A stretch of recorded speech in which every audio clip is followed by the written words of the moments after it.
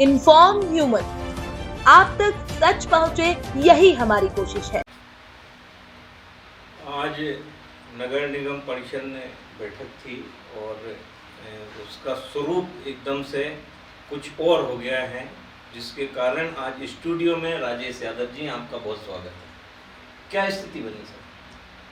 देखिए, 2 साल पूरे हुए हैं निगम परिषद। लगातार 2 वर्षों से उस निगम परिषद में एक भेदभावपूर्ण नीति हम लोगों ने झेली है। भारतीय जनता पार्टी के पार्षद होने के नाते कुछ ऐसे पार्षद जो लगातार संगठन के कार्यों में भी संलिप्त रहते हैं, पार्टी के कामों को लगातार वो पूरे नीचे तक स्तर तक ले जाने का काम करते हैं, संगठन से जो भी निर्देश प्राप्त होता है सबका पालन करते हैं। ऐसे पार्षदों के साथ वहाँ लगातार भेदभावपूर्ण नीति अपनाई जा रही है।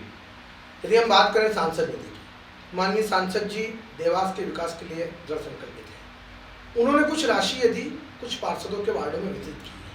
निगम परिषद में निगम परिषद के अधिकारियों द्वारा लगातार टेंडर लगाने में ढील पोल आज तक साल भर से ऊपर हो चुका है। निगम परिषद के अधिकारियों द्वारा, निगम के अधिकारियों द्वारा सांसद निधि के टेंडर ही नहीं लगाए गए। क्या कारण रहा उसका?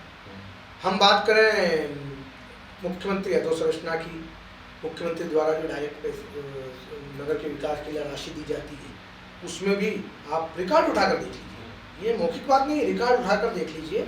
कुछ वार्ड सिलेक्टेड वार्ड हैं, पहले भी उन वार्डों में भारी संख्या में पैसा दिया, बाकी वार्डों में नाम मात्र का पैसा बांटा और इस बार तो आते ही कर दी। 6.5 करोड़ रुपए को उन्होंने मात्र 6 वार्डों में वितरित करके इतने से कर ली। तो क्या बाकी वार्डों से भारतीय जनता पार्टी नहीं जीती है क्या? आप महापौर चुनाव का रिजल्ट उठा के देखो, आप विधायक चुनाव का रिजल्ट उठा के देखो, आप लोकसभा चुनाव का रिजल्ट उठा के देखो। तीनों चुनावों में भारतीय जनता पार्टी के जो पार्षदों के साथ भेदभाव किया जा रहा है, वो वार्डों से, उन वार्डों में जहाँ ये लोग लगातार काम करा रहे हैं, उन वार्डों से ज़्यादा वोटों से भारतीय जनता पार्टी जीती। वो पार्षद लगातार पार्टी का काम कर रहे हैं। तो ऐसे कितने पार्षद? ऐसे 14 पार्षद आज हम यहाँ छोड़ के आए हैं, जिन्होंने आज बहिष्कार जी। हमने शांतिपूर्ण तरीके से परिषद को छोड़ी है, सिर्फ ये संदेश देते हुए कि हम भारतीय जनता पार्टी के अनुशासित कार्यकर्ता हैं, हम कोई हंगामा करना नहीं चाहते। हमारी परिषद है, हमारा अधिकार है। हमने घर में बैठकर भी बात कर ली, कई बार जिलाध्यक्ष जी ने बिठाकर चर्चा की है, लेकिन परिणाम कुछ नहीं आ रहा है। जैसे अभी निगम परिषद चल रही है, आप क्लिपिंग उठाकर देख लीजिए, वहाँ नेता सत्ता पक्ष बोल रहे हैं बैठकों में, MIC मेंबर शीतल गहलोत बोल रहे हैं कि एक संकल्प ऐसा पारित कर दो कि पिछले जो संकल्प हुए हैं उन पे अमल हो जाए। मतलब नेता सत्ता पक्ष और MIC मेंबर को ये बोलना पड़ रहा है कि पिछली बार जितने भी संकल्प निगम परिषदों में पारित हुए हैं वो आज तक उनका अमल ही नहीं हो पाया। आप बताइए ऐसी परिषद का क्या काम? ये भारतीय जनता पार्टी के रीति नीति के विरुद्ध है। हमारे माननीय मुख्यमंत्री, हमारे माननीय प्रधानमंत्री, हमारे जिलाध्यक्ष, हमारे प्रदेश अध्यक्ष सब एक बात लगातार बोलते हैं, सबका साथ, सबका विश्वास, सबका प्रयास हम लोग कर रहे हैं, लेकिन हमारा विश्वास, हमारा साथ तो कोई दे।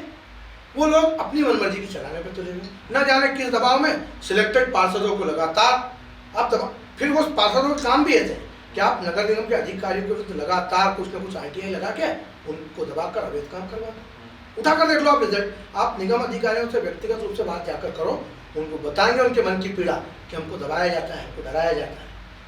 हम लोग अनुशासित लोग हैं, भारतीय जनता पार्टी के कार्यकर्ता हैं, इसलिए हम इस प्रकार कोई काम नहीं करते, हमारे वार्ड में काम नहीं होता। भेदभाव की स्थिति क्यों बन रही है और क्यों हो रहा है?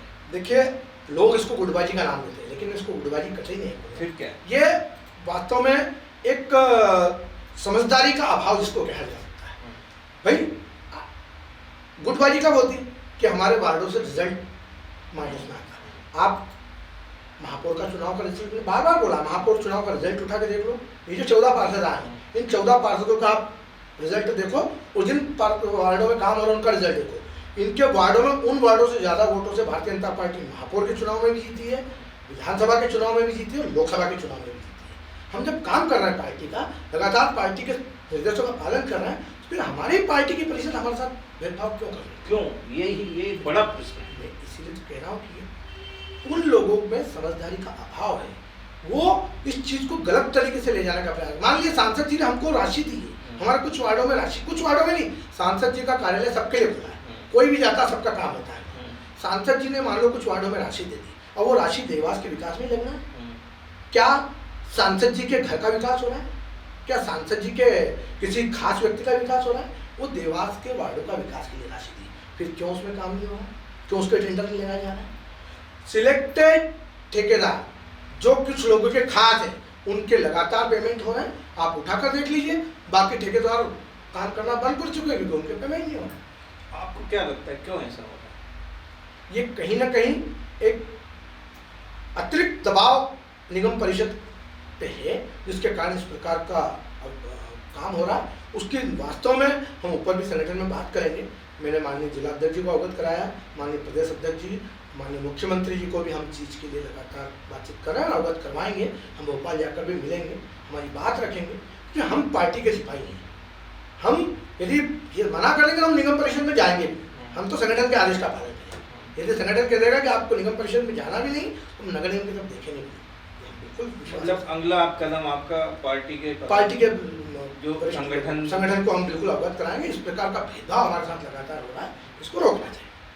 एक और प्रश्न है सर मेरा कि वो 14 जो पार्षद हैं और 14 जो वार्ड है, वहाँ की जनता आप सबकी एक अपेक्षा से आपकी तरफ देख रही है और उसके भरोसे विश्वास को लेके भी एक चिंता स्वाभाविक रूप से। आज एक पत्रकार महोदय ने इस पूरी चीज़ को लेकर टिप्पणी की कि वार्ड में कचरा गाड़ी नहीं जा रही, फलाना नहीं हो रहा।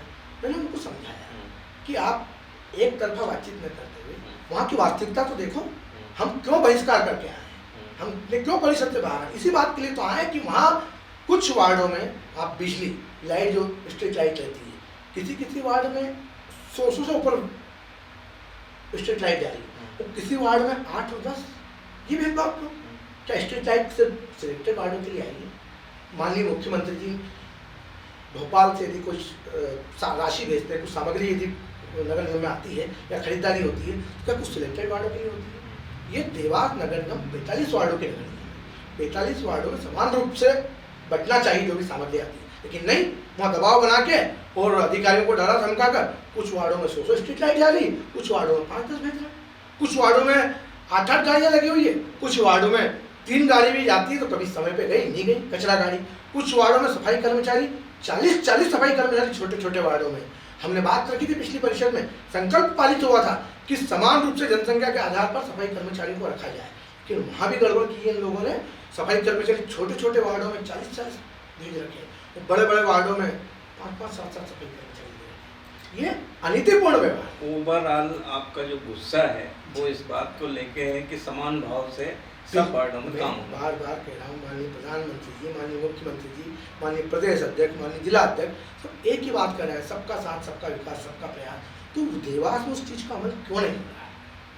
यही एक बड़ा प्रश्न है। मैं बार बार फिर इसको दोहरा रहा हूँ, ये जो अतिरिक्त दबाव का जो प्रश्न आ रहा है, ये क्यों बन रहा है, ऐसी स्थिति क्यों बन रही है? अब इसकी जानकारी तो आपको अपने स्रोतों से लगानी पड़ेगी कि मैं भारतीय जनता पार्टी का अनुशासित कार्यकर्ता हूँ। मैं अपने स्तर पर इतना बोल सकता हूँ कि नगर निगम परिषद में जो कुछ हो रहा है, गलत हो रहा है, ये भारतीय जनता पार्टी की रीति नीति के विरुद्ध है। निश्चित रूप से इस पर रोक लगना चाहिए कि देवास की जनता ने सबको चुना है, हम सब जिम्मेदार हैं देवास के प्रति। आज विकास कार्यों की बात करें, MG रोड पर अतिक्रमण हटाने की बात करने के लिए निकले हैं। नेता प्रतिपक्ष ने भी, सत्ता पक्ष ने भी सवाल उठाया था, आपसे भी चर्चा करते हुए उन्होंने बात की थी कि क्या विद्युत मंडल के अधिकारी, उस क्षेत्र के पार्षद, वहाँ के व्यापारी, इन सबको बिठाकर एक बार चर्चा तो करनी थी कि हम ये चाहते हैं, उसके बाद आप आह्वान करते। निश्चित रूप से लोग स्वेच्छा से अतिक्रमण हटाते। देवास के विकास की बात होगी तो यहाँ का व्यापारी भी साथ देगा, यहाँ अधिकारी भी साथ देंगे, यहाँ के जनता भी साथ देगी, लेकिन प्रॉपरली बातचीत तो हो। आप उठाया और चलिए। कम्युनिकेशन गैप है, निश्चित रूप से गैप है। आज भी इतना परिषद के पहले क्या इन्होंने पार्षद दल की बैठक में बुलाना उचित समझा? किसी पार्षद से व्यक्तिगत बातचीत करना उचित समझा? पहले होता था, पहले की परिषदों में भारतीय जनता पार्टी कार्यालय पर पार्षद दल की बैठक होती थी, वहाँ सब मुद्दे तय होते थे, सब लोग बैठकर, जिला अध्यक्ष और बाकी सब लोग बैठकर तय करते थे। वो सब चीज़ें बंद हो चुकी। माननीय जिला अध्यक्ष जी बार बार पार्षदों को सूचना देते हैं, लेकिन आप कार्यक्रम में देख लो, गिने चुने पार्षद आते हैं, बाकी पार्षद को कोई काम ही नहीं, क्योंकि उनको कोई मतलब ही नहीं, उनका काम हो रहा है तो बस उनको क्या करना, भारतीय जनता पार्टी से और संगठन से टिकट ले लिया, जीत गए और अपना मस्ती कर रहे हैं। भारतीय जनता पार्टी के लिए जो काम कर रहे हैं, जो पार्षद दिन रात जुटे हुए हैं, उन पार्षदों की अवहेलना होगी, इसलिए आज हमको एक कदम उठाना पड़ा। बहरहाल आपका जो गुस्सा है, आप तमाम जनप्रतिनिधियों की तरफ देवास की जनता एक आशा की तरह देख रही है, और ये लड़ाई यदि जनता के हित में है, जनता की चिंता को लेके है, तो ये शुभ है। लेकिन बहुत शुभ तब होगी जब ये दूसरे तरह की जो आप बात कर रहे हैं, अतिरिक्त दबाव या भेदभाव, ये दूर हो और देवास का विकास हो, यही केंद्र में होना चाहिए। आज आपने हमें समय दिया।